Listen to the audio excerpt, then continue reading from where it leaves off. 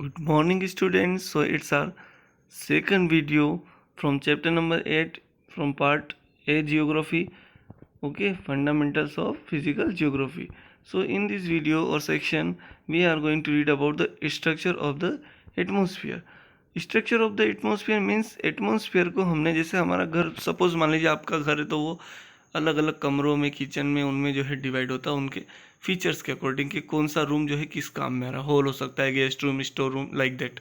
Okay, in that manner if you will talk about the structure of atmosphere means atmosphere जिसको हम बोल रहे हैं कि ये जो है मैंने 400 किलोमीटर्स के अराउंड जो है मान लीजिए कि फैला हुआ है सपोज.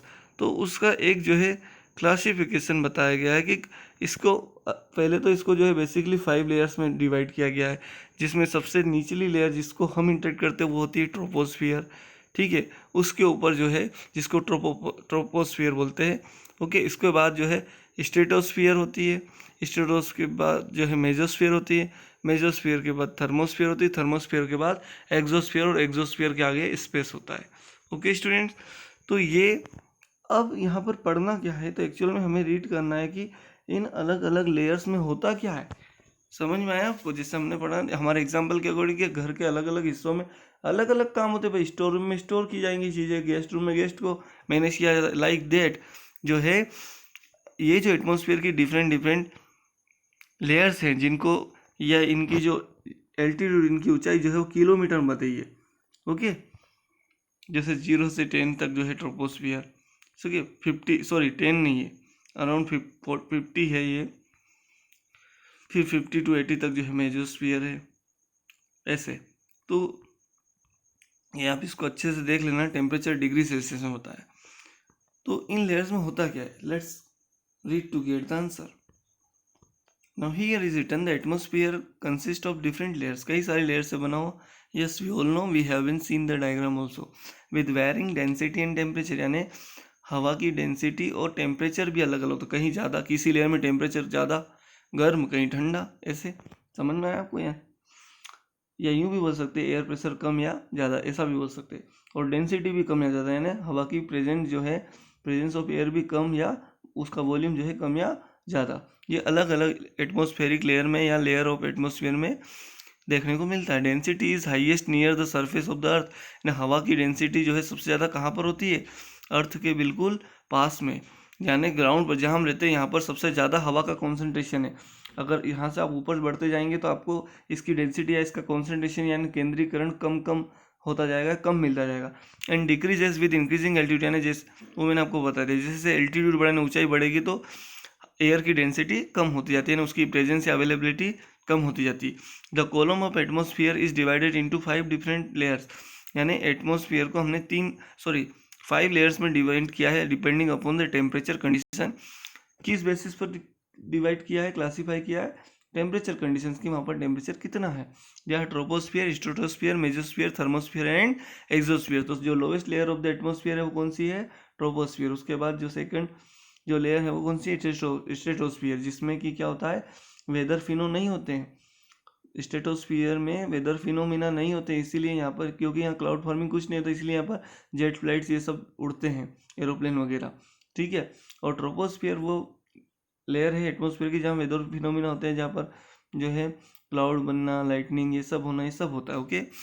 और फिर mesosphere, thermosphere and exosphere. Now read about the first layer of the atmosphere, which is the troposphere.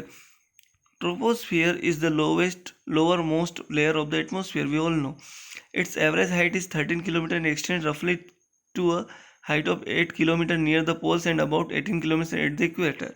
यानी ये इसका एवरेज हाइट कितना है ग्राउंड से? 13 kilometre.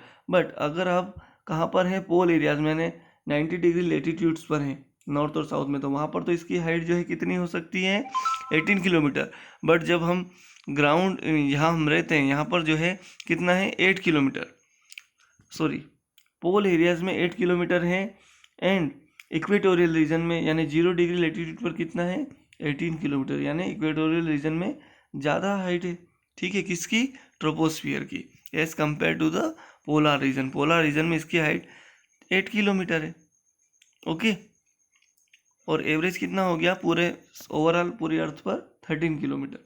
Now thickness of the troposphere is greatest at the equator. तो equator पर जो है ट्रोपोस्फियर की मोटाई बहुत ज़्यादा होती है, सबसे ज़्यादा होती है। बिकॉज क्यों होता है ऐसा? Heat is transported to the great heights by strong convection current. क्योंकि ऊपर की हाइट्स पर जो है ये हीट, जो ज़मीन पर जो हीट गर्मी होती है, जो सूरज की रोशनी से अर्थ ले लेती है, उसको जो है हवाएं जो है ऊपर की तरफ धकेल देती है। और हमें पता है जहाँ पर ऊपर धकेली दी जाएगी ये हीट, तो ऊपर जाके फिर एयर का टेम्परेचर बढ़ जाएगा। टेम्परेचर बढ़ेगा तो एयर फैलेगी, एक्सपेंड होगी और उसकी डेंसिटी कम हो जाएगी। ठीक है, ये इसका फंडा है। तो ऊंचे ग्रेट हाइट्स पर जो है ट्रांसपोर्ट कर दी जाती है इक्वेटोरियल रीजन में कौन? Troposphere. Okay, now this layer contains dust. इसमें डस्ट पार्टिकल भी होते हैं ट्रोपोस्फियर में, एंड वाटर वेपर और जल वाष्प भी होते हैं, यानी पानी की बूंदे, जल कण। All changes in climate and weather take place in this layer. जितने भी जलवायु से संबंधित या मौसम से संबंधित परिवर्तन होते हैं वो ट्रोपोस्फियर में ही होते हैं। The temperature in this layer decreases at the rate of 1 degree Celsius for every 165 metre of height. यानी प्रत्येक 165 मीटर की ऊंचाई पर जाने पर 1 डिग्री सेल्सियस तापमान कम हो जाता है। This is the most important layer for all biological activity. यानी सभी जैविक गतिविधियों के लिए, मानो ह्यूमन के लिए, प्लांट के लिए, सबके लिए जो है यहाँ पर, एनिमल के लिए ये सबसे इम्पोर्टेंट जो है लेयर है, क्योंकि यहाँ पर ही सारे बायोलॉजी में लाइफ के फॉर्म्स ऑफ लाइफ जो है बायोलॉजिकल एक्टिविटी या जैविक प्रक्रिया कर सकते हैं। The zone separating the troposphere from stratosphere is known as the tropopause. यानी वो इलाका, वो क्षेत्र जो ट्रोपोस्फियर को स्ट्रेटोस्फियर से अलग करता है, उसको हम क्या कहते हैं? ट्रोपोपॉज। आप डायग्राम में यहाँ देख सकते हैं, that is known as tropopause.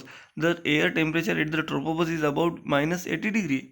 देखिए क्या हो रहा है, ट्रोपोपॉज पे जो है कितना हो जाता है? -80 डिग्री सेल्सियस का टेम्परेचर हो जाता है ट्रोपोस्फियर में, over the equator, and about -45 degree Celsius over the poles.